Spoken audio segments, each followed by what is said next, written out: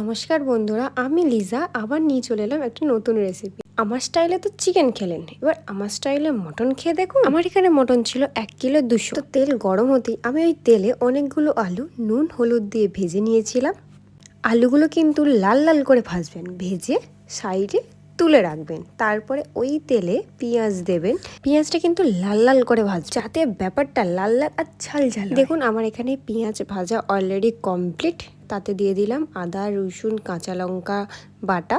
তারপরে কি করবেন, ভালো করে কষবেন। কষিয়ে কষিয়ে ব্রাউন কালারটা একটু ফোটে, মানে কষানোর পরে যে কালার, দেখুন এরকম একটা কালার আসা দরকার। কষানোর পরে মটনগুলো ওখানে তুলে দেবেন, আর তুলে দিয়ে ভালো করে কিন্তু নাড়াচাড়া করবেন, তে না নিচে ধরে যায়। তারপরে একটা গোটা টমেটো, তারপরে গোলমরিচ এলাচ লবঙ্গ দারচিনি স্টার অ্যান্ড জায়ফল দিয়ে মাংসটাকে ভালো করে কষবেন। আবার দেখবেন জল বেরিয়ে এসেছে আমার মাংস থেকে, দেখলেন। তারপরে দেখুন এটা হলো লাস্ট ফিনিশিং। তো দেখা হচ্ছে আবার পরের ভিডিওতে। ভিডিওটি ভালো লাগলে লাইক শেয়ার কমেন্ট সাবস্ক্রাইব।